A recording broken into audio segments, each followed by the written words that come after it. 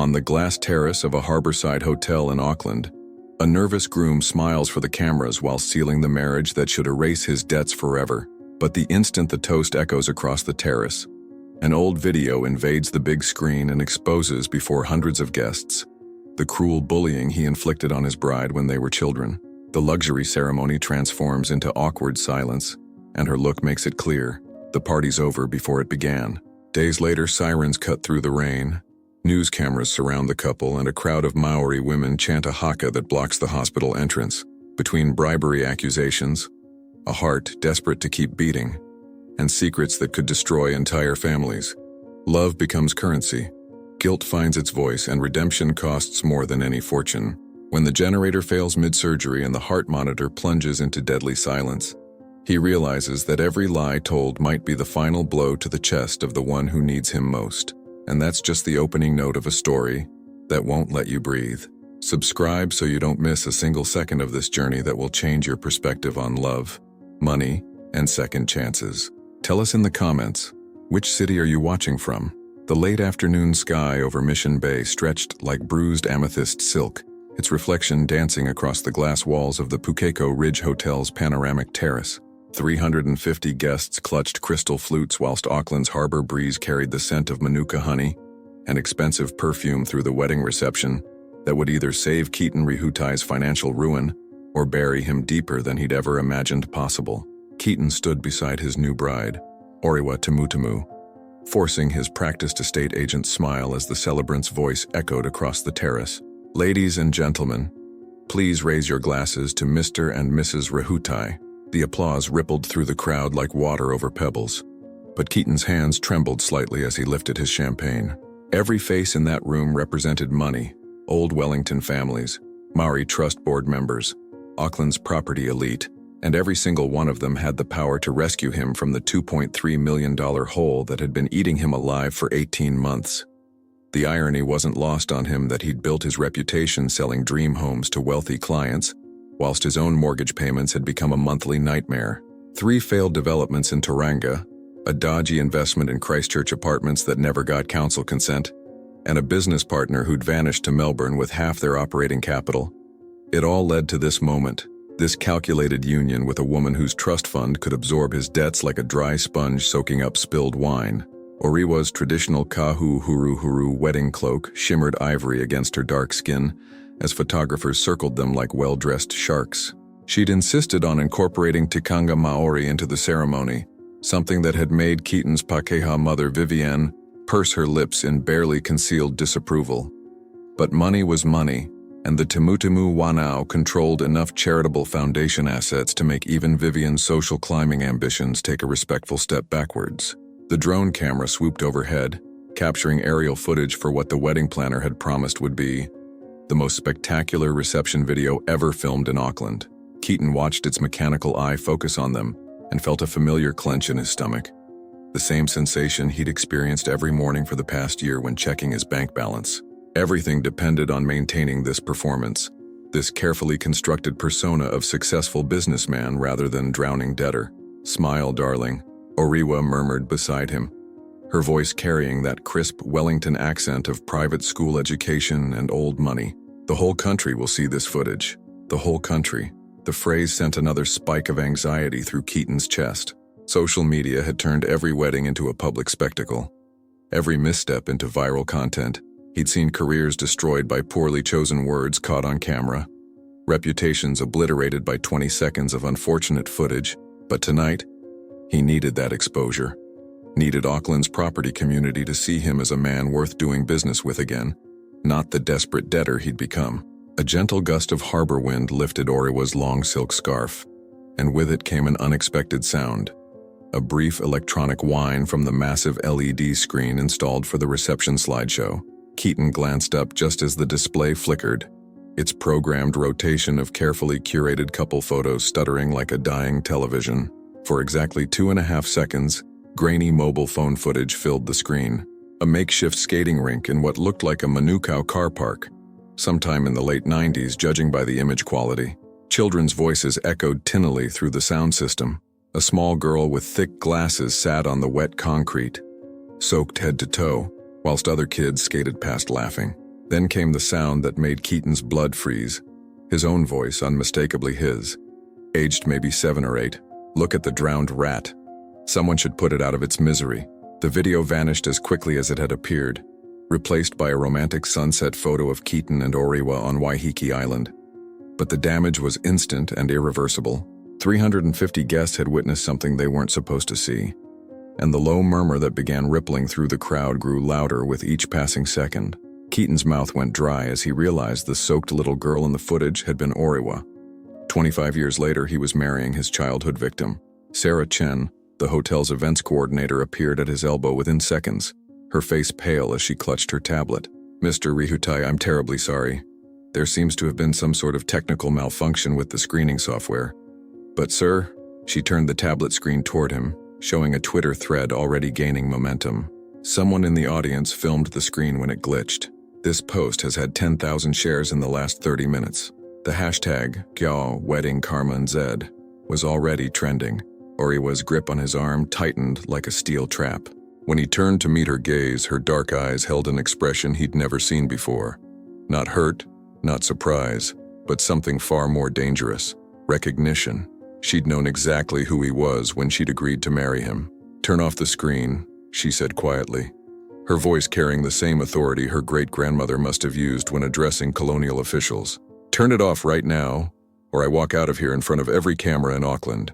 The photographer's flash exploded in Keaton's face at that exact moment, capturing what would become the most shared wedding photo in New Zealand social media history. A groom's expression of pure terror as his carefully constructed world began to crumble around him. "Oriwa, I can explain." "Explain what?" Her whisper cut through the crowd noise like a bone knife. "Explain how you've spent 6 months courting me, proposing to me, planning this entire elaborate production, knowing full well that you're the same little bastard who made my childhood a living hell." The drone camera hovered above them, its mechanical eye recording every micro-expression of their increasingly public meltdown. Keaton could see guests pulling out their phones, smell the blood in the water as Auckland's social elite prepared to feast on his humiliation. "I was 7 years old," he started, but Oriwa's laugh stopped him cold. "And I was 5. I went home that day with pneumonia because of you and your mates. Spent a week in Middlemore Hospital because you thought it was funny to film a little girl's pain." She paused, letting the weight of those words settle between them. "Tell me, Keaton, did you ever watch that video again? Did you ever wonder what happened to that drowned rat you were so eager to humiliate?" The honest answer was yes. He'd watched it dozens of times over the years, always with a mixture of shame and fascination. The footage had been taken on his older cousin's phone, back when recording anything required serious planning. He'd completely forgotten it existed until he'd started dating Oriwa, and that familiar face had triggered a buried memory. But admitting that now would be suicide.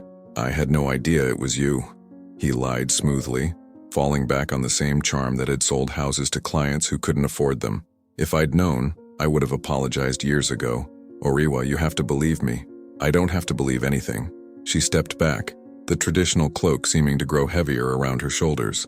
"But you're going to make this right. Delete that video from whatever cloud storage it's living in. Issue a public apology to every anti-bullying organization in New Zealand, and donate half your commission from our honeymoon property purchase to Children's Mental Health Services." Half his commission? That would be nearly $40,000, money he'd already mentally allocated to his most pressing creditors. "Oriwa, that's a bit extreme, don't you think? It was just kids being kids." Her expression hardened into something that reminded him exactly why her ancestors had been such formidable warriors. Kids being kids? I still have nightmares about that day. I still panic in crowds of children laughing, and you? She gestured toward the crowd of guests, many of whom were now openly recording their conversation. "You turned my trauma into entertainment and forgot about it 5 minutes later." The hotel manager approached with obvious reluctance, clearly torn between preserving his venue's reputation and managing what was rapidly becoming a public relations disaster. "Perhaps we could move this conversation somewhere more private," he suggested delicately. "No." Oriwa's voice carried across the terrace with surprising volume. "Let them watch. Let them film. Let the whole country see what happens when bullies think they can buy their way out of consequences." Keaton felt 350 pairs of eyes boring into him, felt the weight of his financial desperation crushing down like a collapsing building. His mother's voice echoed in his memory from their planning conversation. "Whatever you do, don't let anything threaten this marriage. It's the only thing standing between us and bankruptcy court." But looking at Oriwa's face, really looking at her for perhaps the first time since they'd met, he saw something that money couldn't buy and charm couldn't manipulate. He saw the little girl who'd sat in that puddle 25 years ago, and the woman who'd grown up carrying that pain. The drone camera circled them one final time before landing softly on the terrace, its recording light still blinking like a digital conscience. In the silence that followed, Keaton understood that whatever happened next would define not just his marriage, but the kind of man he chose to be when the cameras were rolling and the whole world was watching.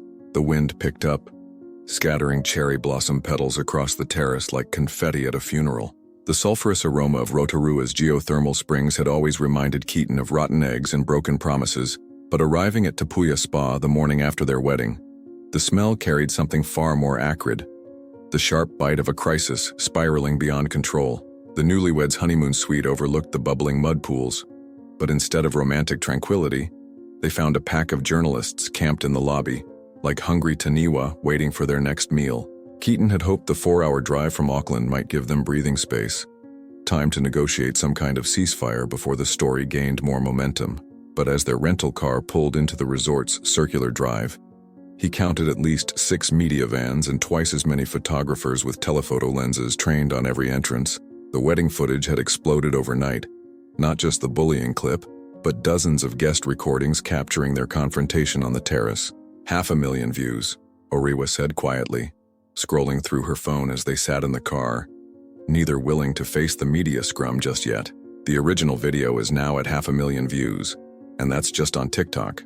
Twitter's even worse. Keaton's hands gripped the steering wheel like it might anchor him to reality. "We can fix this. Issue a joint statement. Maybe do a controlled interview about childhood mistakes and adult growth. Fix this?" Oriwa's laugh was sharp enough to cut glass. "Keaton, you still don't understand, do you? This isn't some property deal gone wrong that you can smooth over with the right words and a firm handshake. You humiliated me in front of the entire country." The first reporter spotted them before Keaton could respond.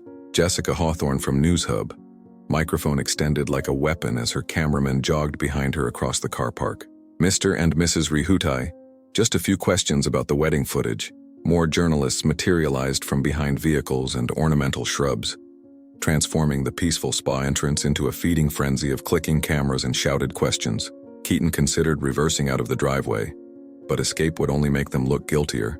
"Stay close to me," he murmured to Oriwa, but she was already stepping out of the car with the kind of composure that came from generations of ancestors who'd faced down much worse than media attention. "Mr. Rehutai," Jessica's voice cut through the morning air like a karakia gone wrong. "Can you confirm reports that you've been paying bribes to hospital staff to secure priority organ transplant placement for your wife?" The words hit Keaton like a physical blow. "What? That's absolutely ridiculous. Our source says substantial payments were made to Auckland District Health Board staff members through offshore accounts." Jessica thrust her tablet toward him, showing bank transfer records that made his already churning stomach drop toward his feet. "Care to explain these transactions?" Oriwa had gone very still beside him, her dark eyes fixed on the tablet screen. "Keaton," she said slowly, "what is she talking about?" "I don't know." The panic in his voice was genuine. "I've never bribed anyone for medical treatment. Oriwa's heart condition is— Wait, how do you even know about that?" But Jessica was already moving to her next question. Sharks sensing blood in increasingly turbulent waters. "Mrs. Rehutai, were you aware your husband had been investigated by the Serious Fraud Office for property development irregularities in Taranga? That investigation was dropped." Keaton snapped, though the damage was done. Every personal detail of their lives was apparently fair game now. Every private struggle dragged into the public arena. "Just one more question," Jessica pressed. "Is it true you're on the waiting list for heart transplant surgery?" Oriwa's face went pale. She'd been dealing with cardiomyopathy for 18 months, a hereditary condition that had claimed her grandfather and 2 cousins, but they'd agreed to keep her medical situation private until after the honeymoon, afraid that public knowledge might affect the property investments that were supposed to secure their future. Before either of them could respond, Keaton's phone buzzed with a notification that made his blood freeze. Someone had tagged him in a Facebook live stream titled, "Rich People Buying Their Way to the Front of the Death Queue." The stream was broadcasting from inside Auckland City Hospital. A young Pacifica woman in scrubs sat crying in what looked like a hospital corridor, her name badge identifying her as Kalani Salamasina, registered nurse. Behind her, the clinical white walls and antiseptic smell were unmistakable. "My sister Seraphine has been in a coma for 3 weeks," Kalani sobbed into her phone camera. "Brain dead from a motorcycle accident. She's 27 years old, and she's going to die so some rich lady can buy her way to a new heart." The live chat exploded with comments faster than Keaton could read them. "This is sick. Rich people always get special treatment. Make them wait like everyone else. Investigation now. The doctors told us yesterday that Seraphine's organs would save 4 people." Kalani continued, her voice breaking. "But now they're saying one patient gets priority because of special circumstances. You want to know what those special circumstances are? Money. Lots of it." She held up a printout of bank records, the same transfers Jessica had shown them moments earlier. Someone paid Auckland DHB staff to bump their wife up the transplant list. "And if they turn off my sister's life support to save this rich man's wife, I want everyone to know it was bought with dirty money."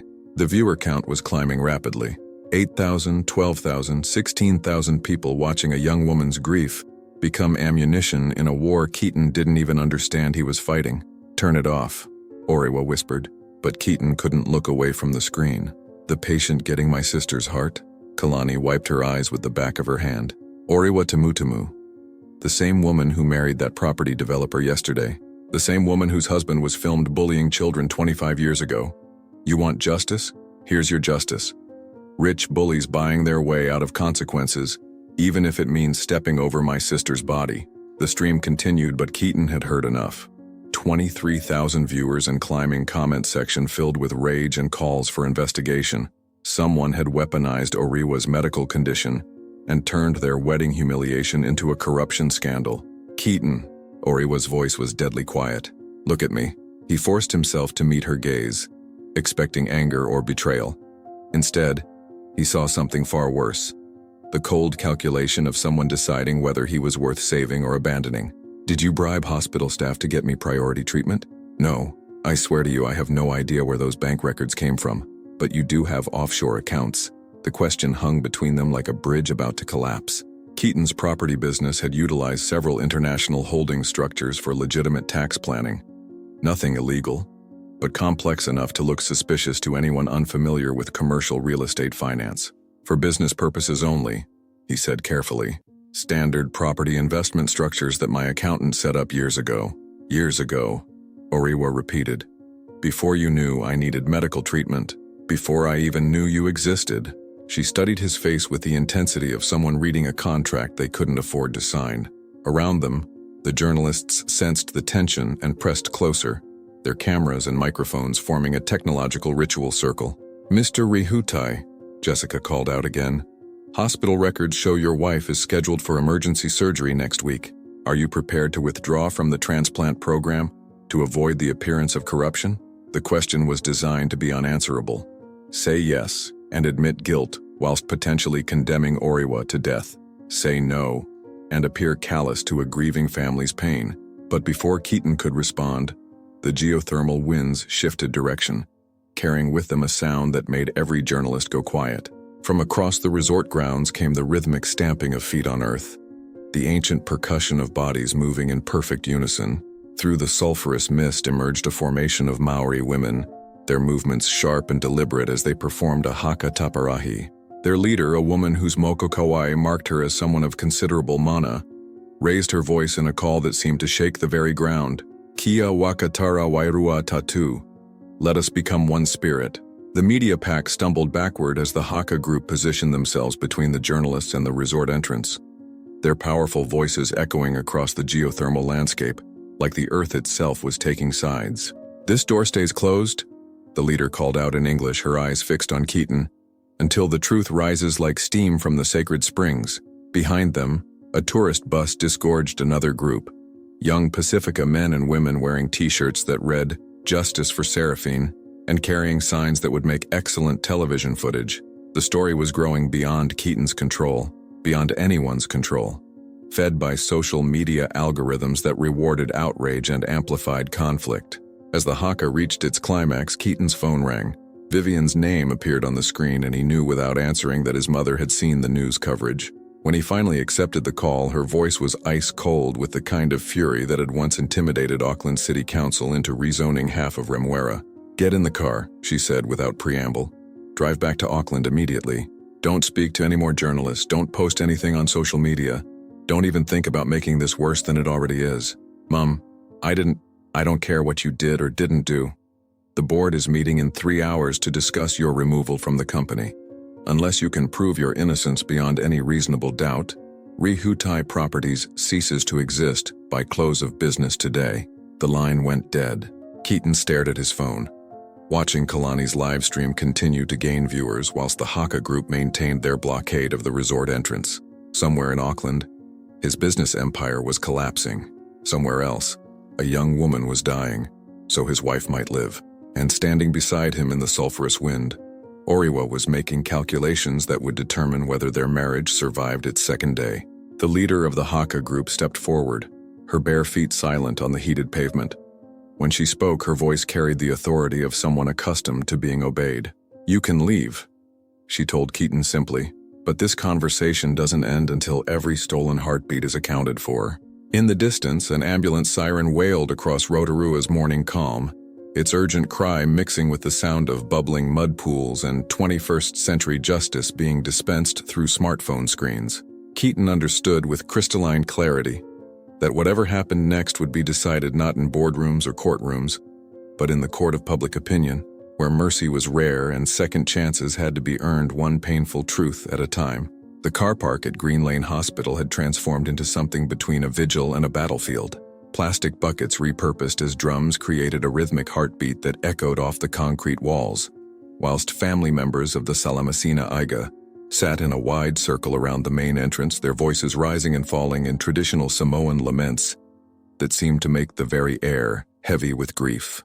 Keaton counted at least 50 people, ranging from elders whose weathered faces spoke of decades weathering storms, to children who couldn't fully understand why their Auntie Seraphine wouldn't wake up. The clinical director, Dr. Margaret Walsh, emerged from the hospital's automatic doors at precisely 11:30, her expression carrying the practiced neutrality of someone who'd delivered devastating news countless times before. She approached the family circle with respectful caution, well aware that emotions were running dangerously high, and that every word would be scrutinized by both the grieving relatives and the media crews stationed at a respectful distance. "Tui, I need to speak with you," she said quietly to the elderly Samoan man who seemed to command the family's attention. "The neurological assessments are complete." Tui Salamasina rose slowly, his carved walking stick supporting a frame that had clearly once been powerful, but was now bent by age and sorrow. When he spoke, his English carried the formal cadence of someone educated in both traditional Whaia Samoa and New Zealand institutions. "Doctor, my granddaughter's spirit is strong. She fights still, yes?" Dr. Walsh's hesitation was answer enough. "I'm very sorry, Tui. The brain scans show no activity. Seraphine is clinically brain dead. The machines are keeping her body alive, but..." A wail rose from the women in the circle, voices joining in harmonious grief that seemed to shake the hospital windows. Kalani, still wearing yesterday's scrubs, buried her face in her hands whilst her cousins formed a protective circle around her. "How long?" Tui asked simply. "Without the machines, perhaps hours. With them, her organs remain viable for transplant for another day. Maybe 2. Dr. Walsh glanced toward the media crews, clearly uncomfortable discussing such intimate matters under public scrutiny.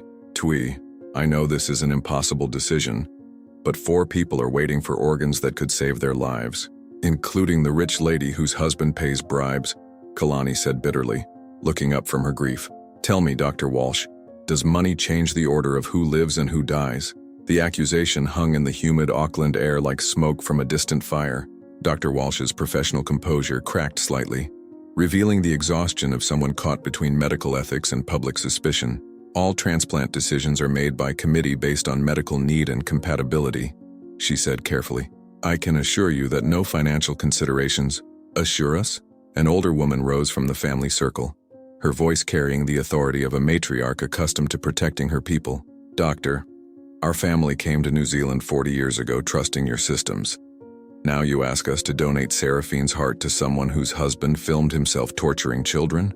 The question revealed how completely the story had penetrated every corner of Auckland's Pacific community. Social media had transformed Keaton's childhood cruelty into a symbol of Pākehā privilege, whilst the bribery allegations painted the entire medical system as corrupt. Keaton chose that moment to arrive, his rental car pulling into the visitor car park with unconscious, terrible timing. He'd driven straight from Rotorua after ending the call with his mother, leaving Orewa at the resort to deal with the media siege whilst he tried to understand exactly what accusations he was facing. The moment he stepped out of the vehicle, the family circle went silent. 50 pairs of eyes turned toward him with the kind of collective attention that prey animals give to approaching predators. Tui raised his walking stick and pointed it directly at Keaton's chest. "You," the old man said simply, "you are the one who buys death." "Sir, I think there's been a misunderstanding." Keaton approached the group with his hands visible, the same non-threatening posture he'd learned for dealing with hostile property vendors. "I've never paid anyone for medical treatment. These allegations are completely false." "False?" Kalani stood up, her phone in her hand displaying bank transfer records. "These transactions came from accounts linked to your business. $50,000 to Dr. Patricia Kim, the transplant coordinator. Another $30,000 to someone called Marcus Reed in hospital administration." The names meant nothing to Keaton, but the amounts made his chest tighten. $70,000 would represent almost his entire remaining liquid assets after the wedding expenses. If someone had stolen that money from his accounts, "I need to see those records," he said, reaching for his own phone to check his banking app. "No closer," Tui commanded, his walking stick now held horizontally like a barrier. "My granddaughter dies today because of your greed. You don't touch anything that belongs to us. But if I can prove the payments didn't come from me..." "Prove to who?" Kalani's laugh was sharp with hysteria. "To the doctors who already decided your wife gets priority? To the newspapers that won't print corrections? To my sister who can't hear anything anymore?" Across the car park, another vehicle pulled up, a sleek BMW that Keaton recognized with sinking dread. Vivian emerged from the driver's seat wearing her corporate armor, a charcoal suit that cost more than most people's monthly rent, and an expression that could freeze Auckland Harbor in midsummer. She walked directly to the family circle without acknowledgement of the media presence, her heels clicking against the asphalt like a countdown timer. When she reached the confrontation, she opened her briefcase and withdrew a folder thick with documents.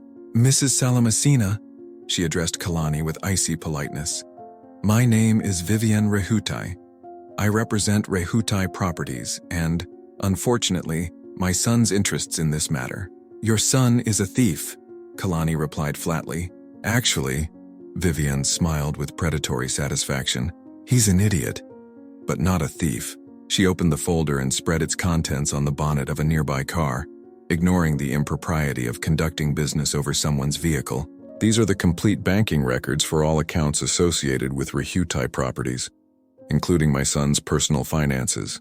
You'll notice that while Keaton has been spectacularly unsuccessful at managing money, he has never made payments to anyone connected with Auckland District Health Board."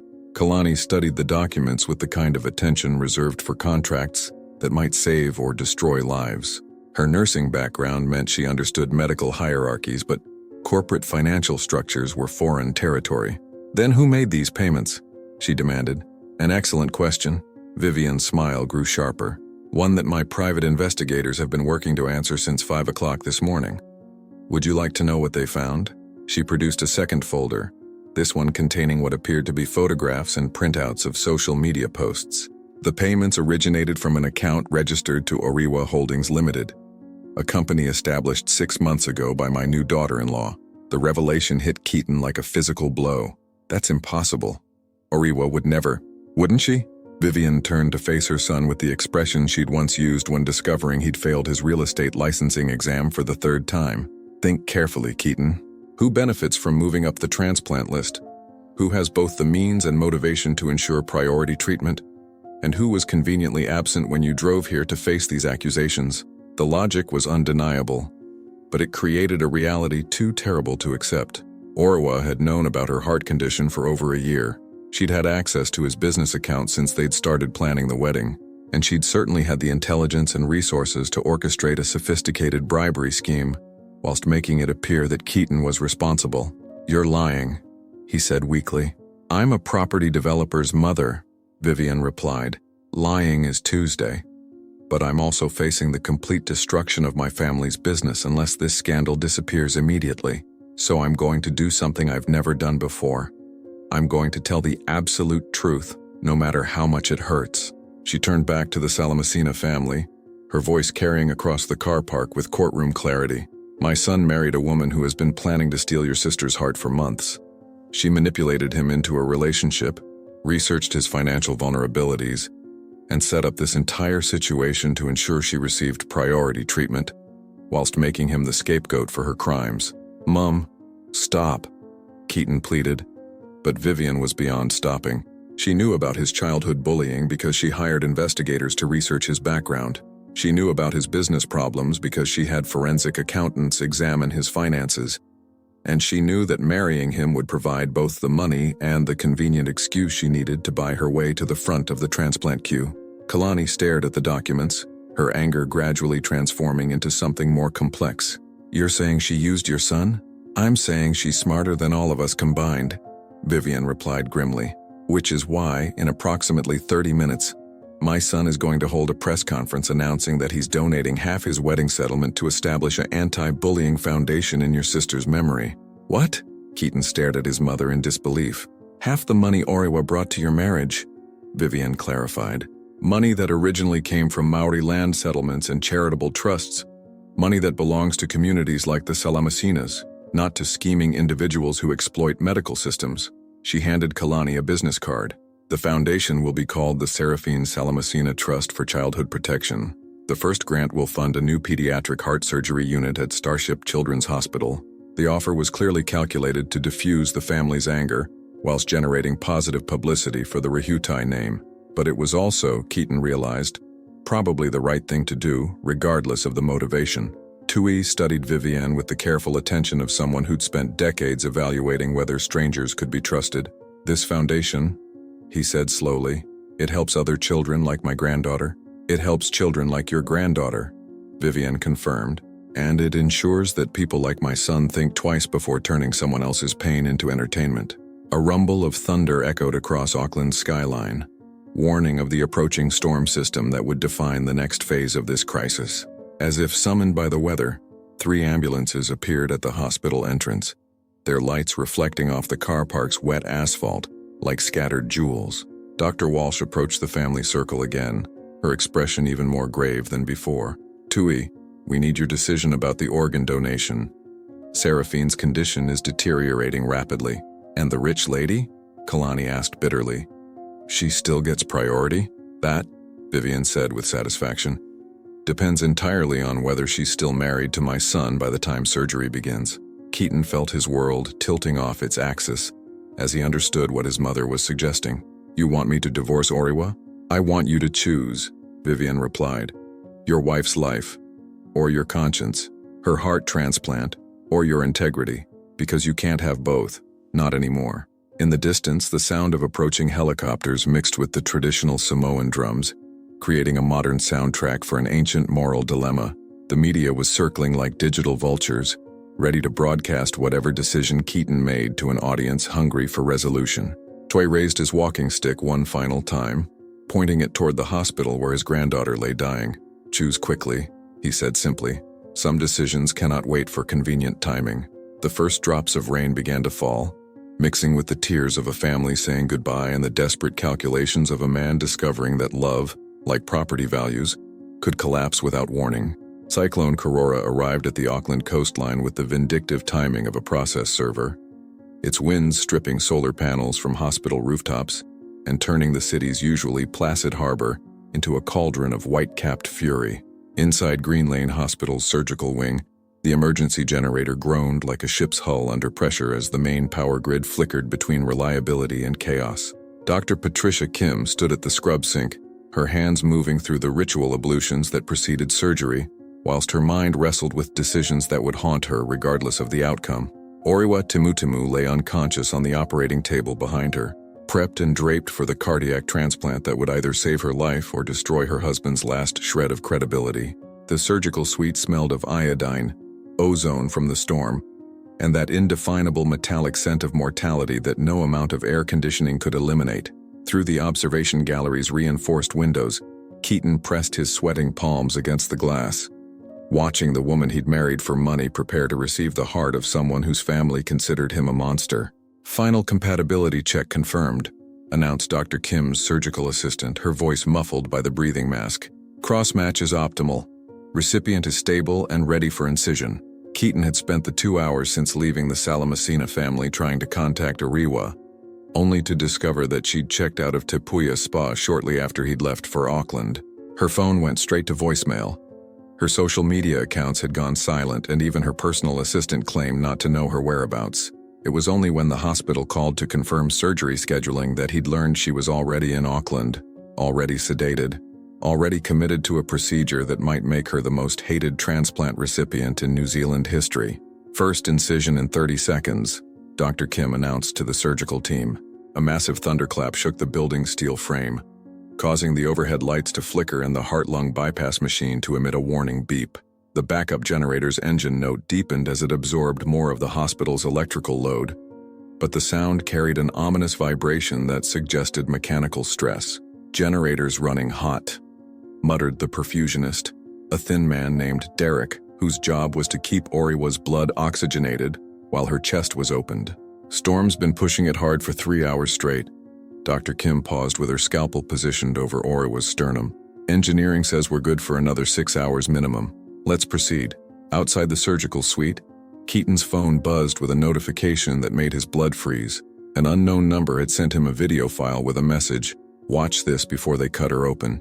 The video began with shaky phone footage of what appeared to be a hospital room. Seraphine Salamacina lay connected to a ventilator, her face peaceful despite the machines that surrounded her like electronic mourners. The timestamp showed it had been recorded less than an hour earlier, but then the camera angle shifted, revealing Seraphine's eyes were open and tracking movement.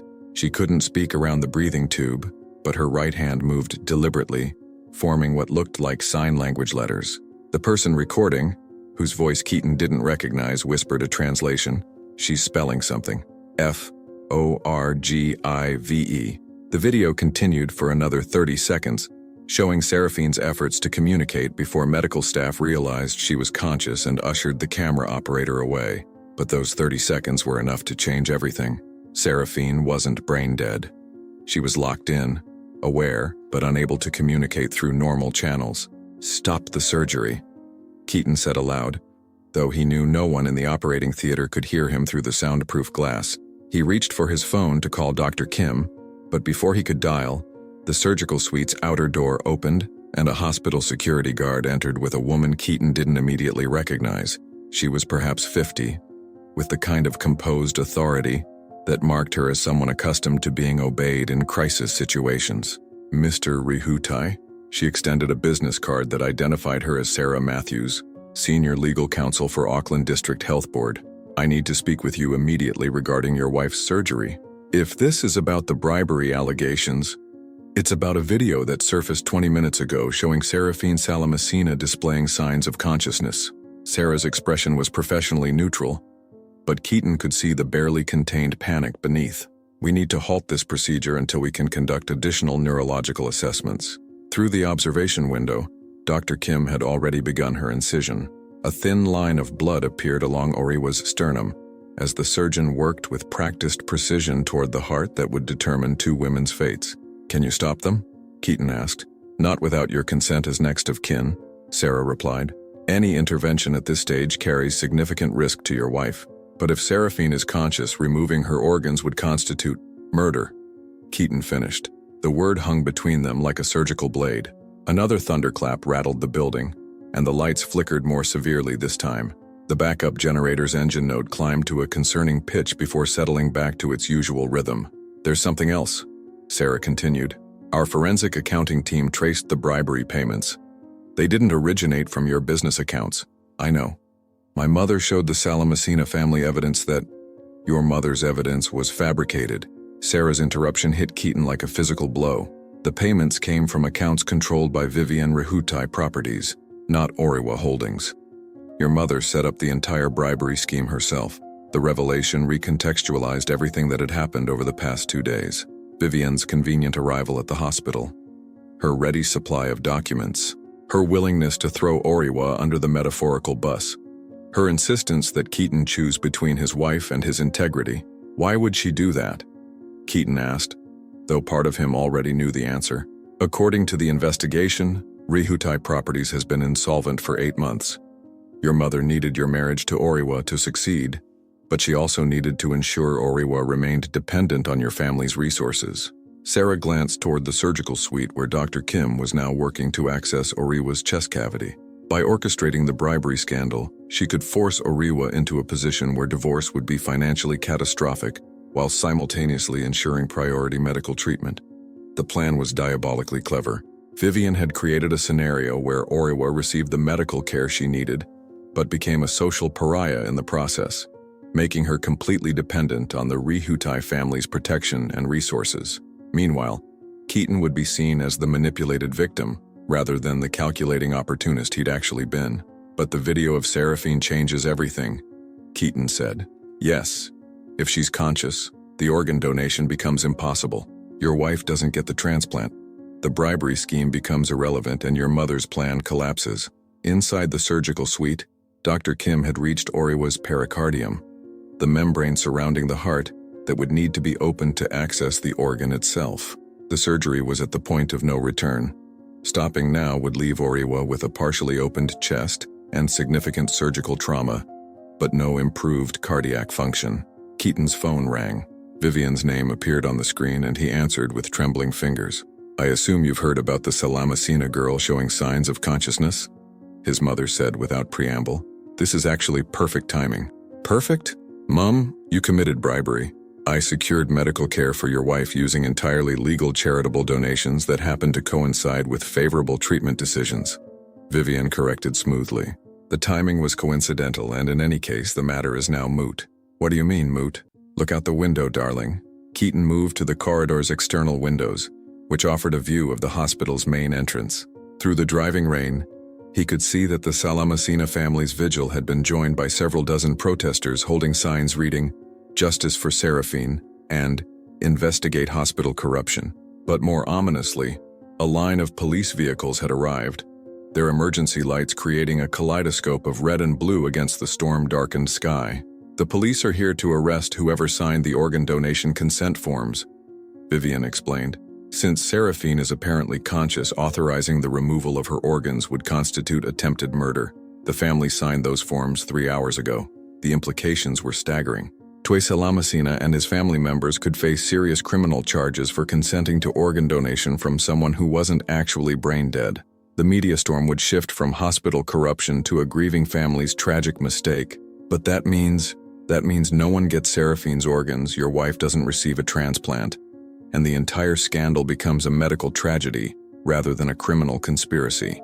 Vivian's satisfaction was audible through the phone. Everyone emerges as a victim of circumstances rather than a perpetrator of fraud, except that Oriwa would likely die without the transplant. Her cardiomyopathy had progressed to the point where artificial support was barely keeping her alive, and compatible donors were rare enough that another opportunity might not arise for months or years. A massive lightning strike illuminated the hospital grounds, followed immediately by a thunderclap that seemed to shake the building's foundation. The lights went out completely this time, plunging the corridor into emergency lighting whilst the backup generator's engine coughed like a dying animal. In the surgical suite, Dr. Kim looked up from her work as the overhead lights died and were replaced by the harsh glare of emergency spots. The heart-lung bypass machine continued operating on battery power, but its displays showed warning lights that indicated limited reserves. Generators failing, Derek announced, his voice tight with professional concern. We've got maybe 20 minutes of battery power for essential systems. Dr. Kim had to make a decision that would define her entire career. Continue the surgery in failing light with limited electrical support, or close Oriwa's chest and hope she survived long enough for another donor heart to become available. Through the observation window, Keaton watched the surgical team work in the eerie red glow of emergency lighting, whilst the storm raged outside like an angry taniwha. In the distance, police sirens mixed with the wind to create a symphony of institutional failure. The heart monitor's rhythmic beeping slowed, then faltered, then went silent as the backup battery died and the screen went black. In the sudden quiet, the only sound was the mechanical whisper of the manual breathing bag that Derek had connected to keep Oriwa's blood oxygenated. Dr. Kim stood frozen with her hands inside Oriwa's chest cavity, literally holding a human heart, whilst the power to save or damn two women flickered like candlelight in a hurricane. The manual pump wheezed like an asthmatic seabird under Derek's increasingly desperate hands as Cyclone Karora turned the hospital's tin roof into a percussion instrument from hell. For 47 seconds that felt like geological ages. Oriwa Timutimu's open chest rose and fell only through human effort, whilst the storm outside seemed determined to tear Auckland's medical infrastructure apart at the bolts. Dr. Patricia Kim maintained her position with hands literally wrapped around a human heart, feeling its weakened muscle struggle against the cardiomyopathy that had been slowly killing Oriwa for 18 months. The emergency lighting cast everything in hellish red shadows, transforming the sterile surgical suite into something resembling a scene from Dante's medical nightmares. Secondary generator responding, called out a voice from the intercom system just as the LED panels flickered back to life with the grudging cooperation of backup systems. The heart monitor resumed its electronic vigilance, displaying a single tentative green blip that strengthened into steady waves as normal circulation resumed. "Pressure's dropping," Derek announced, his eyes fixed on readings that told a story of internal bleeding no surgeon wanted to read. "We've got subesternal hemorrhaging. The pericardial repair isn't holding." Dr. Kim's hands moved with practiced precision inside Oriwa's chest cavity, locating the source of bleeding with the kind of tactile expertise that required decades to develop. Bulldog clamp stat. "We need to compress the bleeder until I can get proper visualization."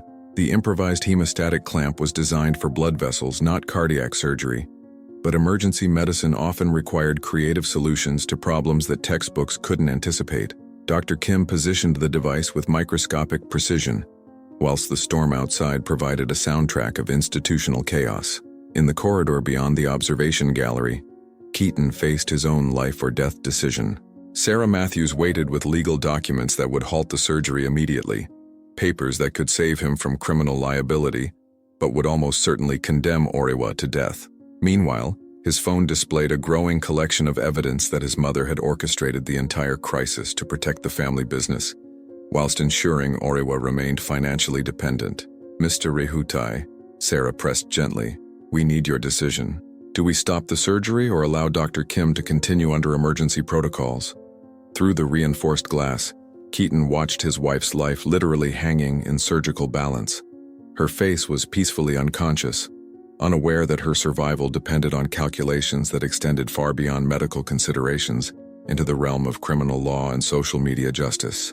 "There's something else you need to know," Sarah continued, producing a tablet that displayed what appeared to be a video conference call. "We've been in contact with Serafine Salamasina's neurology team. The signs of consciousness that appeared in the viral video were actually reflex movements consistent with locked-in syndrome, not true awareness." The revelation was simultaneously devastating and relieving. Seraphine wasn't consciously trapped in a dying body, but she also wasn't available as an organ donor. The ethical dilemma remained unchanged.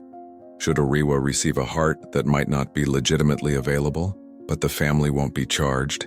Keaton asked. "No charges will be filed." The consent forms were signed in good faith based on the medical information available at the time. Sarah's expression remained professionally neutral, but Keaton detected relief beneath her careful composure. However, the organ donation will not proceed until further neurological assessment is complete. How long will that take? Days, possibly weeks, and by then, she gestured toward the surgical suite where Dr. Kim was working to control Oriwa's bleeding. "Your wife's condition may not permit waiting." Another massive lightning strike illuminated the hospital grounds like daylight, followed by thunder that seemed to originate inside the building itself. The lights flickered again, but the secondary generator held this time, maintaining power to the critical systems keeping Oriwa alive. Keaton's phone buzzed with an incoming call from a number he didn't recognize. The caller ID showed only Timutimu Trust, which he answered with curiosity that quickly transformed into shock. "This is Oriwa," his wife's voice said weakly through what sounded like a hands-free device. "I'm calling from the recovery room at Auckland City Hospital." "That's impossible," Keaton replied, staring through the window at Oriwa's unconscious form on the operating table. "You're right here, you're in surgery." "No, Keaton. The woman on that table is my cousin Arya. She volunteered to undergo the surgery using my medical records when we discovered that Seraphine wasn't actually brain dead." The words hit him like a physical blow. What are you talking about? We switched places this morning when I found out about your mother's bribery scheme. Arya has the same blood type and similar cardiac issues, but her condition isn't immediately life-threatening. Oriwa's voice carried a mixture of exhaustion and grim satisfaction. She agreed to the procedure to expose the corruption in Auckland's medical system whilst keeping me safe from legal consequences. Keaton stared at the woman on the operating table with dawning horror. If this was Arya rather than Oriwa, then Dr. Kim was performing unnecessary surgery on someone who'd volunteered to become a medical martyr for a cause he barely understood. "Where are you, really?" he demanded. "Auckland City Hospital, as I said. Being treated for cardiomyopathy with medication rather than surgery. It turns out that aggressive pharmaceutical intervention can manage my condition for several more years, without requiring transplantation. But why didn't you tell me? Because you married me for money, Keaton. Because you needed my trust fund to save your business. Because even when you discovered I was the little girl from your bullying video, your primary concern was protecting your financial interests rather than making genuine amends." The accusation was devastating precisely because it was accurate. Every decision Keaton had made over the past 6 months had been filtered through calculations of financial benefit rather than emotional authenticity. "Oriwa, I know this looks terrible, but it doesn't just look terrible. It is terrible. You filmed yourself torturing a 5-year-old child, then forgot about it completely until it became inconvenient 25 years later. You married someone you didn't love to access money you hadn't earned. And when presented with evidence that your family had committed serious crimes, your first instinct was to find someone else to blame. Through the observation window, Dr. Kim successfully controlled the bleeding and began the delicate process of closing Arya's chest cavity. The surgery would be successful from a technical standpoint, but ethically it represented a catastrophic failure for everyone involved. "But there's something else," Oriwa continued, her voice growing stronger with what sounded like righteous anger.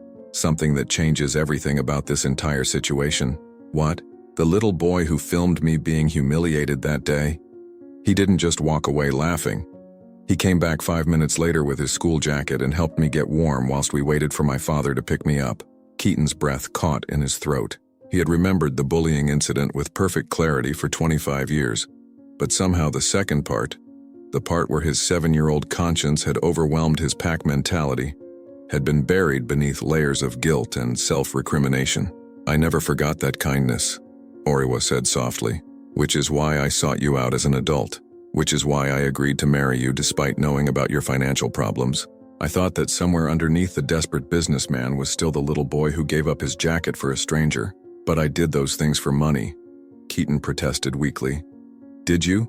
When you announced at our wedding reception that you'd donate half your commission to anti-bullying programs, was that calculated greed or belated conscience?" The question forced Keaton to examine motivations he'd been avoiding since the crisis began. His mother's plan had required him to maintain the appearance of remorse whilst maximizing financial benefit, but his actual emotions had been far more complex than simple opportunism. "I wanted to make things right," he admitted. "Good, because you're about to get that chance." Oriwa's voice carried a note of anticipation that suggested she'd been planning this conversation carefully. "Sarah Matthews should be handing you legal documents right about now." Sarah produced a folder that Keaton hadn't noticed her carrying. "Divorce papers," she explained. "Pre-signed by your wife, with terms that transfer 80% of her trust fund assets to the Serafine Salamasina Foundation for Cardiac Research." 80%? Keaton stared at the documents in disbelief. "Think of it as the price of that jacket you gave me 25 years ago," Oriwa said through the phone. "Sign the papers, establish the foundation, and use whatever money remains to rebuild your life without exploiting anyone else's medical emergencies." In the surgical suite, Dr. Kim completed the final sutures on Arya's chest, whilst the storm outside began to subside. The unnecessary surgery had been successful in the narrow sense that no further harm had been done, but it represented a profound failure of communication that had put an innocent woman at risk. "There's a press conference scheduled for 6 o'clock, Oriwa continued. "You're going to announce the foundation, explain that our marriage was based on mutual deception rather than love, and commit to spending the next year working as a volunteer with organizations that support bullying victims. And if I refuse, then the full details of your mother's bribery scheme become public, along with evidence that you knowingly participated in insurance fraud, tax evasion, and conspiracy to commit medical fraud." Oriwa's voice carried the steel of someone who'd spent months preparing for this exact conversation. Choose carefully, Keaton. This is the only chance you'll get to be the person that 7-year-old boy might have grown up to become. Through the window, Arya began showing signs of consciousness as the anesthesia wore off. She would wake up with surgical scars and a confused memory of volunteering for someone else's moral education, but she would live to see the foundation that her sacrifice had helped create. Outside, the storm was finally breaking apart against Auckland's coast. Its fury spent, but its lessons carved into the city's infrastructure like scars on a weathered heart. In a few hours, the sun would emerge to illuminate the wreckage and the possibility of reconstruction, both for the hospital's damaged systems and for the relationships that had been torn apart by greed, desperation, and the terrible mathematics of who lives and who dies in a world where medical care carries price tags that some families can never afford. Keaton stared at the divorce papers whilst Derek began disconnecting the monitoring equipment from Arya's unconscious form. The signature line waited like a challenge, demanding that he choose between the financial security he'd pursued for 18 months and the moral clarity that had eluded him since childhood. "The press conference," he said finally. "Will you be there?" "No," Oriwa replied through the phone. "This is your moment to stand alone and take responsibility for your choices. I'll be watching from my hospital bed, along with everyone else who needs to see what accountability looks like when it's not wrapped in legal technicalities and public relations strategies."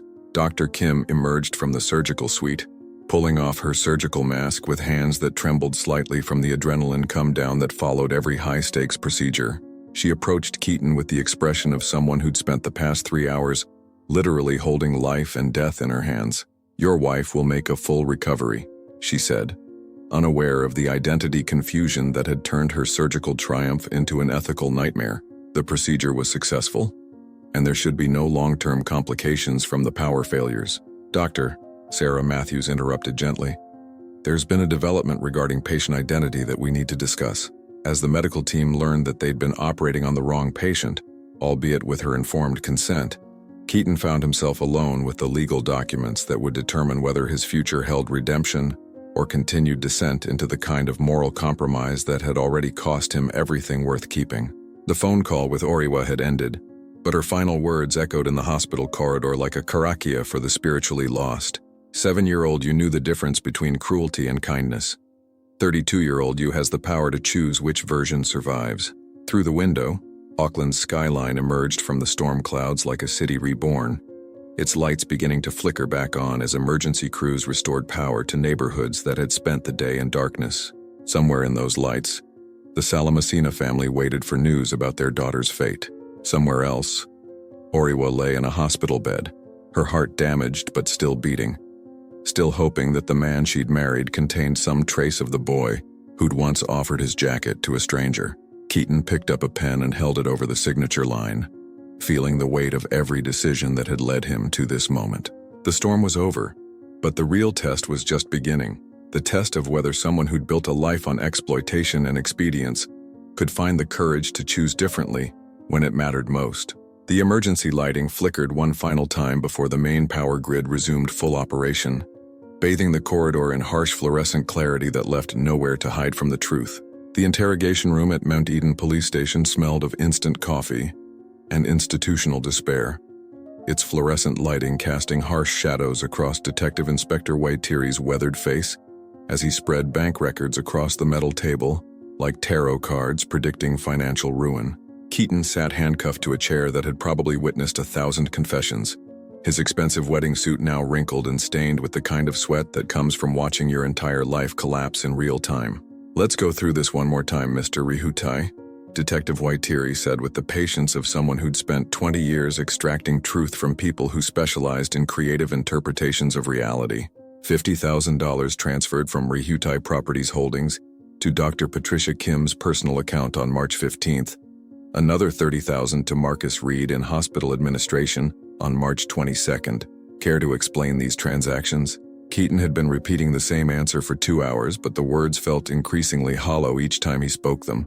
Those payments were part of a research donation program administered through the Timutamu Trust, completely legal charitable contributions that happened to coincide with favorable treatment decisions for my wife.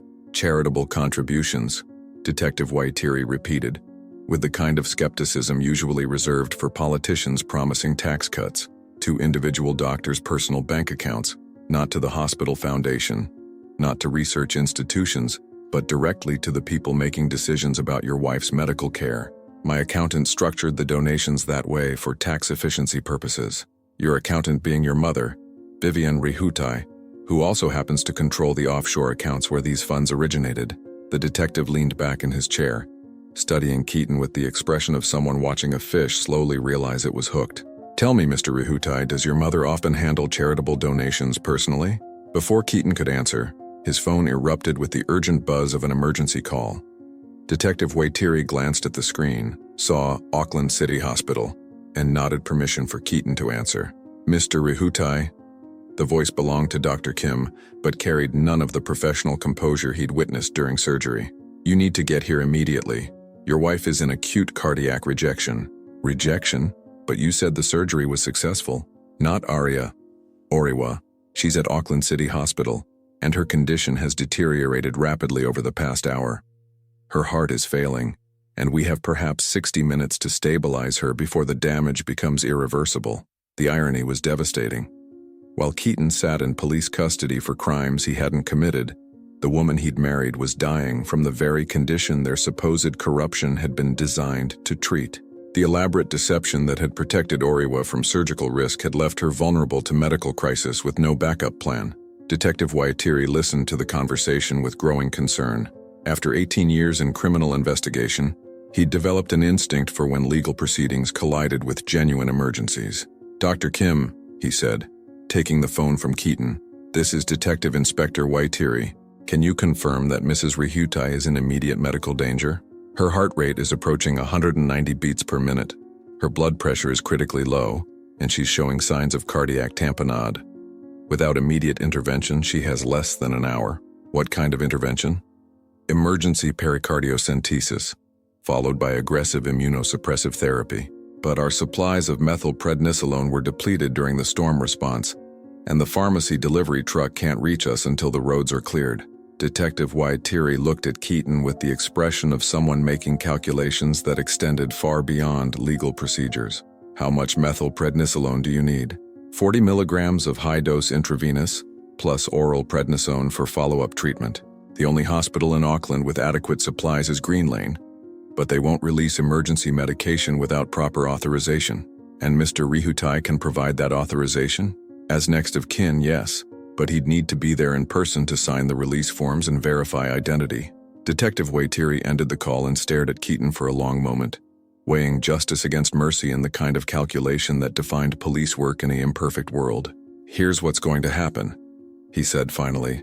You're going to sign a partial confession acknowledging financial irregularities in your business dealings. Not bribery, not corruption, just failure to properly disclose the source of charitable donations. In exchange, I'm releasing you on emergency bail to handle your wife's medical crisis. A partial confession? Admits wrongdoing without admitting criminal intent. Satisfies the public prosecutor's need for accountability, whilst leaving room for your lawyer to negotiate reduced charges later. Detective Waitiri unlocked the handcuffs with practiced efficiency. But if you disappear, if you flee the country, if you fail to return here within 24 hours, I will personally ensure that you spend the next decade in prison. Keaton signed the confession without reading it, his mind focused entirely on the image of Oriwa lying in a hospital bed, whilst her heart raced toward failure. Whatever legal consequences awaited him, they seemed secondary to the possibility that his wife might die whilst he sat in police custody. The drive to Auckland City Hospital took place in a police escort that cut through storm-damaged streets like a knife through bureaucratic red tape.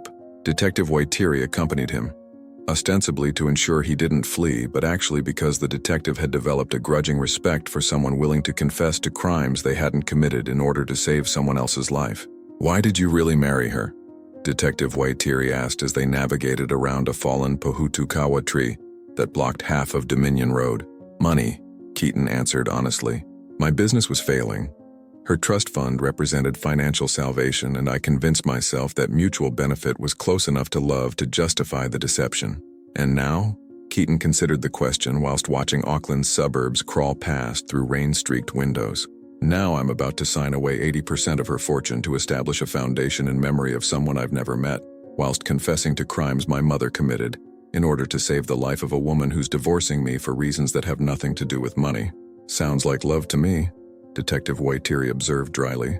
They arrived at Auckland City Hospital to find Kalani Salamasina waiting in the emergency pharmacy, still wearing scrubs that bore the stains of 18 hours spent moving between medical crises. She looked up as Keaton approached, her expression carrying a mixture of professional urgency and personal skepticism. "Mr. Rihutai," she said without warmth, "your wife needs 40 milligrams of methylprednisolone immediately, followed by continuous monitoring for the next 72 hours. Are you prepared to authorize emergency treatment?" "Yes. Whatever she needs, including blood products if necessary, experimental medications, procedures that might not be covered by insurance?" "Yes. All of it." Kalani studied his face with the attention of someone who'd spent years distinguishing between genuine commitment and convenient promises. "The hospital administrator needs to verify your identity and financial responsibility before releasing controlled substances. That process usually takes several hours." "Several hours?" Keaton felt panic rising in his chest. Dr. Kim said she had less than 60 minutes. "Unless," Kalani continued with deliberate slowness, "someone with medical authority vouches for your identity and takes personal responsibility for the medication release." "Would you do that?" "Me?" Kalani's laugh was sharp with irony. "You want the sister of the woman your family tried to kill to vouch for your character? My family didn't try to kill anyone." Keaton protested, then stopped as he realized how that sounded. "I'm sorry, that came out wrong. I know you have every reason to hate me." "I don't hate you," Kalani said simply. "I hate what you represent. Rich people who think money can solve problems that require actual human decency. But my sister is still alive, your wife is dying, and I took an oath to preserve life regardless of my personal feelings about the people involved." She walked to the pharmacy window and spoke quietly to the dispensing pharmacist, authorizing the medication release through her personal code whilst taking full professional responsibility for any irregularities. The process took less than 5 minutes, but each second felt like a countdown toward irreversible loss. "The medication is ready," she announced, handing Keaton a sealed bag that contained either salvation or futile gesture. "Your wife is in the cardiac intensive care unit, room 314. Dr. Kim is waiting for you there." "Thank you," Keaton said, meaning it more than he'd meant anything in months. "Don't thank me yet," Kalani replied. "Thank me when you've spent the next year volunteering at a community health clinic in Mangere, working with families who can't afford the kind of medical care your money just purchased." As Keaton hurried toward the elevator, Detective Waitiri fell into step beside him. "Room 314, the detective said. "But after we deliver that medication, you and I are going to have a very serious conversation about what justice looks like when the legal system meets real life." The elevator doors closed with a soft chime that sounded like a meditation bell, marking the moment when Keaton's journey from selfish opportunist to reluctant humanitarian crossed the point of no return. Above them, somewhere in the cardiac unit, Oriwa's heart fought for rhythm whilst the medication that might save her life rode upward through a building that had become a vertical cathedral of second chances. Portable generators hummed like mechanical mantras through Auckland City Hospital's cardiac unit, as dawn broke over a city slowly awakening from Cyclone Karora's fury. The methylprednisolone had worked its pharmaceutical magic through Oriwa's bloodstream, and her heart monitor now traced steady lines that resembled hope rather than desperation. Keaton sat beside her bed watching her sleep, whilst Detective Waitiri finished paperwork that would determine whether justice meant punishment or reconstruction. Outside the hospital windows, Auckland's harbor sparkled with the kind of crystalline light that only appeared after violent storms, as if the city needed to be broken before it could remember how to shine. Television crews were setting up their equipment in the visitor car park, preparing to broadcast live coverage of what media outlets had dubbed the heart scandal that shook New Zealand. But the real story was unfolding 60 kilometers south in Manukau, where 300 children and their teachers were gathering around a community center wall to unveil something that would outlast newspaper headlines and social media outrage. The Heart's rebuilt mural had been constructed overnight by volunteers using donated pacemakers, defibrillator components, and other discarded cardiac devices, creating a mosaic that transformed medical waste into artistic hope. Kalani Salamasina stood before the crowd wearing the same hospital scrubs she'd worn for the past day and night, but now they were splattered with paint instead of medical fluids. In her hands, she held the final tile for the mural, a small ceramic heart painted in the blue and silver colors of the huia, that extinct native bird that had once symbolized nobility and now represented species that deserved protection. "This mural," she announced to the assembled crowd, her voice carrying across Manukau with the authority of someone who'd spent 18 months watching hearts fail and fighting to restart them, "is dedicated to every child who's ever been told they don't matter, every family who's ever been told they can't afford care, and every person who's ever discovered that kindness costs nothing but changes everything." The live stream of the unveiling reached Oriwa's hospital room, where she had awakened with medication-clouded eyes and the confused memory of signing divorce papers whilst her heart tried to kill her. Keaton held up his phone so she could watch the ceremony. Their first shared moment of genuine connection since their wedding had exploded into public catastrophe. "Tell me about the foundation," she whispered, her voice barely audible above the medical equipment that surrounded them like electronic guardians. "It's called the Serafine Salamacina Trust for Childhood Protection," Keaton replied, reading from legal documents he'd signed without fully understanding their implications. "Funded with 80% of your trust fund assets. Administered by a board that includes Kalani Salamacina, Tui Salamacina, and representatives from Auckland's Pacific and Maori communities. And what does it do? Provides free cardiac screening for children from low-income families, funds anti-bullying programs in South Auckland schools, and maintains an emergency medical fund for families who can't afford specialized treatment." Keaton paused, realizing that the foundation represented everything his marriage should have been, a partnership designed to help rather than exploit. The first grant goes to establishing a pediatric heart surgery unit at Starship Children's Hospital. On the phone screen, Kalani pressed the huia-colored tile into place, completing a mosaic that depicted dozens of hearts connected by arteries that spelled out words in Te Reo Maori, Aroha, Manakitanga, Kotahitanga, love, hospitality, unity. "Who designed it?" Oriwa asked. "Apparently, a group of kids from your old primary school in Manukau. When they heard about what happened at our wedding, they wanted to create something that turned painful memories into community healing." Oriwa's eyes filled with tears that had nothing to do with medication side effects. "The same school where you filmed me being bullied? The same school where I gave you my jacket afterward," Keaton corrected gently, the part of the story that got lost in all the public outrage. They watched in silence as the mural ceremony concluded with a haka, performed by teenagers who had never known Serafine Salamacina, but understood that her death had catalyzed something larger than individual tragedy. The rhythmic stamping and chanted words seemed to vibrate through the hospital room, carrying with them the collective voice of a community that had transformed victimhood into activism. Keaton's phone buzzed with a text message from an unknown number. "Mr. Rahutai, this is Sarah from Channel 3 News. The High Court has scheduled an emergency hearing for your mother's case. She's being charged with conspiracy to commit medical fraud, conspiracy to commit bribery, and criminal breach of fiduciary duty. The hearing starts in 2 hours. Mum's being charged," he said aloud, more to himself than to Oriwa. "How do you feel about that?"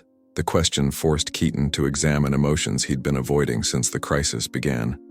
Vivian had committed serious crimes to protect the family business, but she'd also been trying to ensure that Oriwa received medical care whilst maintaining their financial solvency. The motivations were complex, even if the methods were inexcusable. "She destroyed people's lives to save mine," he said finally. "I'm not sure whether that makes her a criminal or a mother who went too far trying to protect her child." "It can be both," Oriwa observed. "People aren't usually entirely good or entirely evil. They're complicated, and they make choices that reflect their priorities at specific moments in time." "What were your priorities when you decided to switch places with Arya?" "Proving that the medical system could be manipulated by money, exposing the corruption that your mother had created, and giving you a chance to choose who you wanted to be when everything you thought you knew about yourself was stripped away." Keaton considered this whilst watching the live stream switch to coverage of protesters gathering outside the High Court building in Auckland's CBD.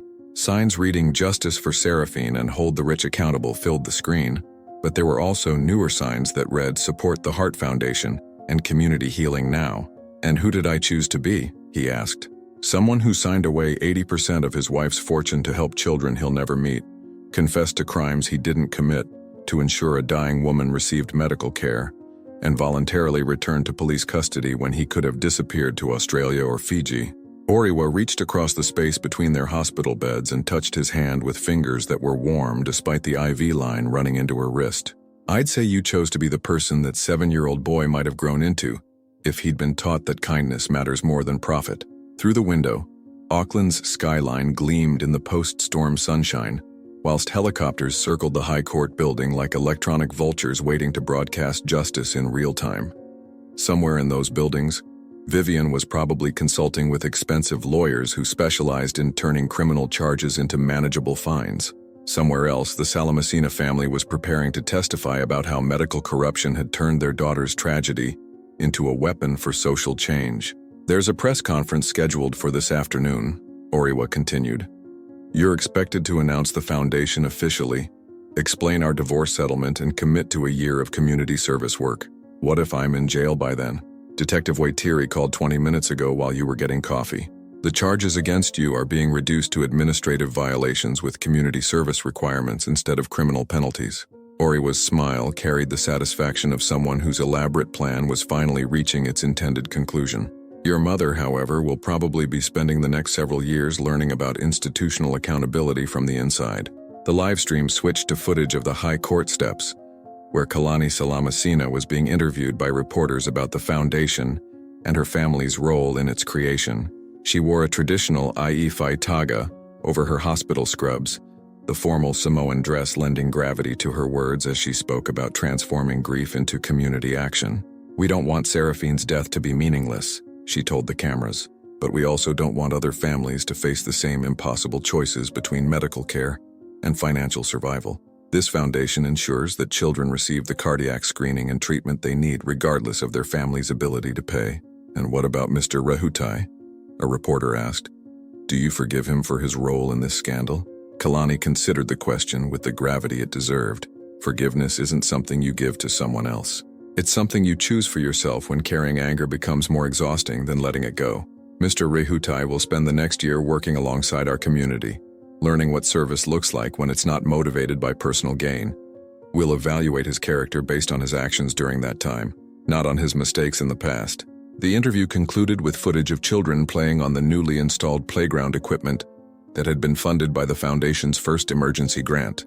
Their laughter seemed to rise through the hospital windows like a reminder that healing often begins with the sound of joy returning to places where it had been absent. Oriwa closed her eyes and listened to that distant laughter, whilst the heart monitor beside her bed traced steady rhythms that proved medication could accomplish what surgery could not. Tell me about the community service, she said sleepily. What exactly will you be doing for the next year? Keaton consulted the legal documents that would govern his immediate future. 40 hours per week at the Manjare Community Health Center, providing administrative support for families navigating the public health system. Additional volunteer work with the White Ribbon Foundation's anti-bullying programs. Monthly speaking engagements at schools throughout South Auckland, sharing my story as an example of how childhood cruelty creates adult consequences.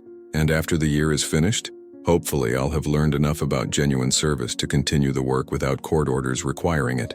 He paused, watching her face for any sign that divorce papers might not represent the final chapter of their relationship. Unless you think someone who married you for money and confessed to crimes his mother committed might be worth a second chance. Oriwa opened her eyes and studied his face with the attention of someone reading a contract that might determine the rest of her life. Ask me again in 12 months, she said finally. After you've spent a year learning what love looks like when it's not based on financial calculations or childhood guilt.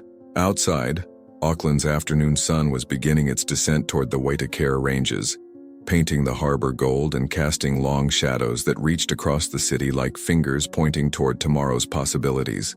In a few hours, the press conference would begin, and Keaton would face the cameras that had captured his humiliation to announce his commitment to reconstruction, rather than revenge.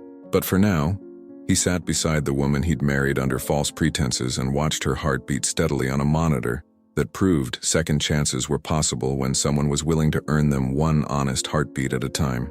The High Court gallery was packed with the kind of electric tension that accompanies moments when justice and mercy collide in public view. Keaton sat in the witness box wearing a simple blue shirt and dark trousers. Expensive clothing stripped of ostentation, like a property developer learning to dress for genuine work rather than client impressions. The media contingent filled 3 rows of benches, their cameras trained on his face as he prepared to make the statement that would determine whether New Zealand remembered him as a villain, a victim, or something more complex than either label could contain. Justice Patricia Morrison presided with the gravitas of someone who'd spent 30 years distinguishing between legal technicalities and moral imperatives. Her decision regarding Vivian's fate had been swift and unforgiving. 18 months in prison for conspiracy to commit medical fraud, plus restitution payments that would bankrupt Rehutai Properties and transfer its remaining assets to the Serafine Salamasina Trust. But Keaton's case represented a different kind of challenge. A man who'd committed no actual crimes whilst benefiting from someone else's criminality, whose motivations had been selfish, but whose ultimate actions had demonstrated something approaching redemption. "Mr. Rehutai," Justice Morrison said, her voice carrying across the courtroom with ceremonial authority, "you've pleaded guilty to administrative violations related to failure to disclose the source of charitable donations. The court acknowledges that you were unaware of the criminal activities undertaken by your mother, and that your subsequent actions have demonstrated genuine commitment to making amends for the harm caused." Keaton stood as protocol required, feeling the weight of hundreds of eyes measuring his every micro-expression for signs of remorse, defiance, or calculated performance. Through the gallery windows, he could see protesters maintaining their vigil with signs that now read, "Community healing," alongside demands for corporate accountability. However, Justice Morrison continued, "Ignorance of criminal activity by family members does not absolve someone of moral responsibility for benefiting from that activity. You married Mrs. Temutamu under false pretenses, exploited her medical vulnerability for financial gain, and demonstrated a pattern of prioritizing personal benefit over community welfare." The words stung precisely because they were accurate. Keaton had spent 6 months calculating exactly how much money Oriwa's trust fund could contribute to his business recovery, whilst convincing himself that mutual benefit constituted genuine affection. "Therefore," Justice Morrison announced, "this court sentences you to 12 months of supervised community service, to be served at facilities determined by the probation service in consultation with affected communities. Additionally, you will surrender 80% of all assets acquired through your marriage, with those funds to be administered by the Serafine Salamasina Trust in perpetuity." "Thank you, Your Honor," Keaton replied, meaning it more than he'd expected to. Justice Morrison nodded toward the gallery where Tui Salamasina sat surrounded by 3 generations of family members. "Mr. Salamasina, does the family wish to make a statement regarding Mr. Rehutai's sentence?" The elderly Samoan man rose slowly, his carved walking stick supporting a frame that carried the dignity of someone who'd spent 93 years learning to forgive, without forgetting. When he spoke, his voice carried the measured cadence of traditional oratory, each word chosen for maximum impact. "Your Honor, my granddaughter Seraphine remains in hospital, alive but not awake, suspended between this world and the next, whilst doctors debate whether consciousness exists in a body that cannot respond." He paused, letting the weight of medical uncertainty settle over the courtroom like a prayer for the living. Mr. Rehutai did not cause her accident, did not create her condition, did not participate in the corruption that exploited her situation. Tui turned to face Keaton directly, his eyes holding the kind of ancient wisdom that came from burying too many loved ones whilst refusing to let grief transform into hatred. But he did choose to marry someone he did not love for money he had not earned. Whilst filming cruelty he later forgot. These actions created the foundation for his mother's crimes, even if he did not intend such consequences. Therefore, Tui continued, "Our family supports this court's sentence, with one addition.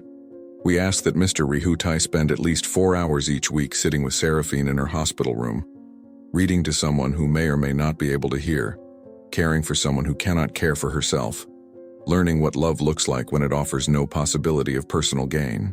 The request hit Keaton with unexpected emotional force.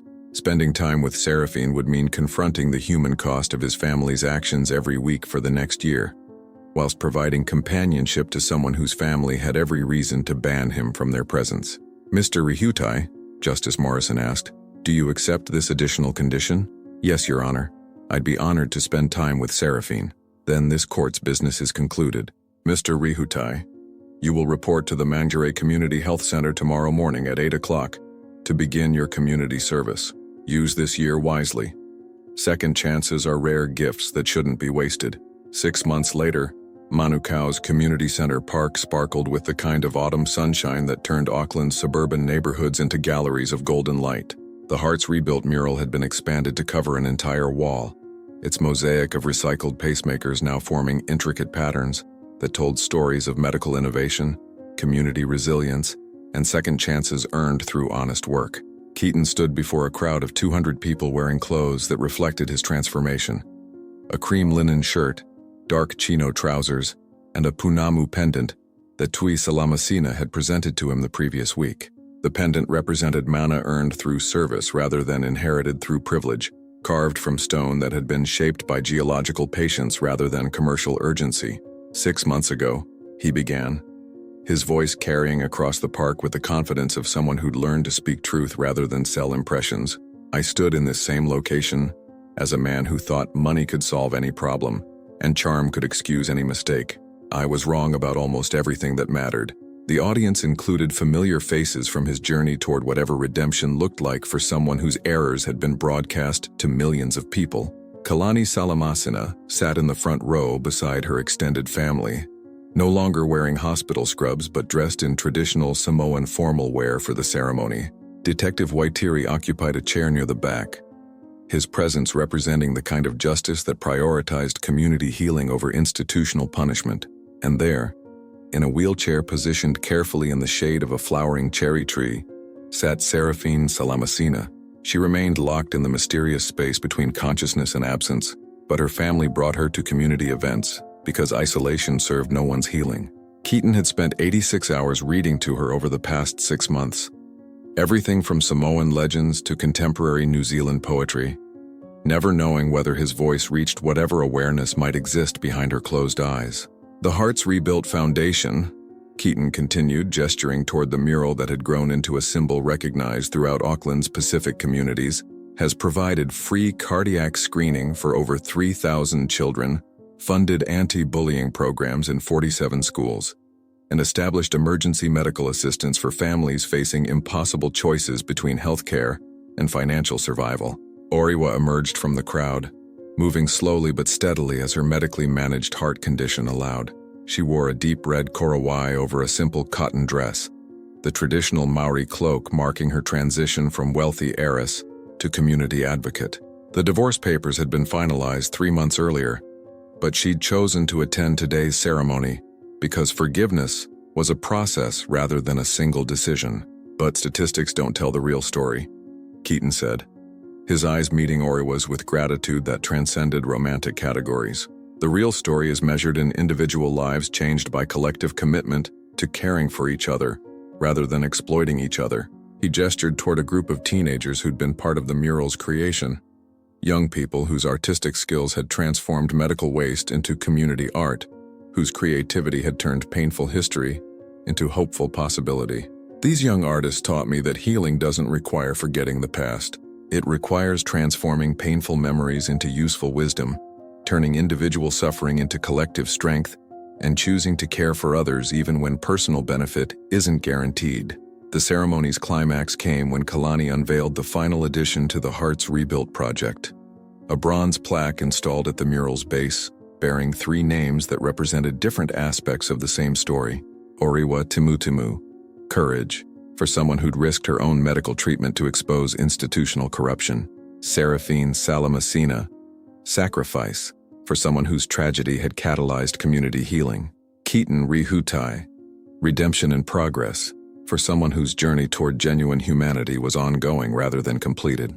The inscription below the names read, "Donated by the Grace Fasoa Support Center," a translation that honored Seraphine's Samoan heritage whilst creating space for ongoing community healing. As the crowd began to disperse, children from local schools approached the mural with new hearts they'd created from recycled materials during art classes funded by the foundation. Each edition represented another family that had received medical care, another child who'd learned conflict resolution instead of bullying tactics, another community member who discovered that generosity was more satisfying than accumulation. Keaton remained beside the plaque as afternoon shadows lengthened across the park, reading the names that would outlast newspaper headlines and social media controversies.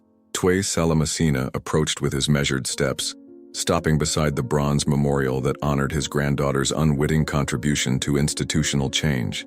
"She opened her eyes yesterday," Tui said quietly, "for just a few seconds. But the nurses confirmed conscious awareness. She looked directly at me and squeezed my hand when I spoke her name." The news was devastating and hopeful simultaneously. Devastating because it suggested Seraphine had been aware during some portion of her months-long medical ordeal. Hopeful because consciousness might eventually lead to recovery, or at least meaningful interaction with loved ones. "The doctors say full recovery is unlikely," Tui continued, "but awareness is possible. Communication through eye movements, perhaps eventual limited speech. She may never return to the life she had before, but she may have some form of life worth living." Keaton absorbed this information whilst watching children play on equipment that had been purchased with money originally intended to save his failing business. "What can I do to help?" "Continue reading to her," Tui replied simply. "Continue working with families who need medical advocacy. Continue learning what service looks like when it's not motivated by guilt or obligation, but by genuine commitment to community welfare." As the sun began its descent toward Auckland's western hills, Keaton walked slowly toward the mural one final time, studying the intricate patterns that dozens of hearts had created when connected by arteries of shared purpose. Each recycled pacemaker represented someone whose life had been extended by medical technology, whilst their collective arrangement spelled out words that had become his daily meditation: Aroha, Manaakitanga, Kotahitanga, love, hospitality, unity. He understood now that these concepts weren't abstract ideals, but practical instructions for daily living. Choosing to care for others even when personal benefit wasn't guaranteed, offering assistance even when recipients couldn't reciprocate, creating unity even when individual differences seemed insurmountable. The bronze plaque reflected the last rays of autumn sunlight as Keaton traced the words, "Redemption in Progress," with his finger, understanding that the phrase represented not a destination, but a direction, not an achievement, but a commitment to ongoing growth. Behind him, the community center's lights began to flicker on as evening programs started. Literacy classes for recent immigrants, cardiac rehabilitation groups for elderly Pacific Islander men, art therapy sessions for children who'd experienced trauma. The building hummed with the kind of purposeful activity that transformed individual healing into community strength. Keaton walked toward his car, past families gathering for evening meals and children whose laughter carried the sound of safety rather than survival. In a few hours, he would return to the small flat he'd rented in Mangere, where he lived simply whilst learning that happiness didn't require luxury, just honest work and genuine connection. Tomorrow, he would spend 4 hours at Seraphine's bedside, reading from the collection of poetry that had become their shared library. Tomorrow, he would help families navigate medical bureaucracy at the community health center. Tomorrow, he would continue earning the kind of respect that couldn't be inherited or purchased, only demonstrated through consistent commitment to others' welfare. The bronze plaque would remain beside the mural, marking the spot where Auckland's Pacific and Maori communities had chosen forgiveness over vengeance, healing over hatred, community building over individual grievance. The words "redemption in progress" would weather Auckland's storms and sunshine, reminding future visitors that transformation was possible for anyone willing to choose service over self-interest. As Keaton drove through Manukau's quiet streets toward home, he carried with him the sound of children's laughter, the weight of genuine responsibility, and the understanding that every heartbeat was an opportunity to choose caring over indifference, community over isolation, love over fear. The mural's recycled hearts would continue catching Auckland's light, transforming medical waste into artistic hope, proving that even discarded things could find new purpose when connected by threads of shared humanity. When the lights dim over the glittering mural of pacemakers, what remains is the echo of a simple and brutal choice: to care or turn away. Keaton discovered too late that money doesn't buy forgiveness, but every beat of his community's rebuilt heart reminds us that love requires concrete actions, not easy promises. And you, if you held the power to save someone you once hurt, would you give up your own comfort to repair the past? Think about the silent hours in the ICU, the sound of the scalpel hitting the floor when all seemed lost.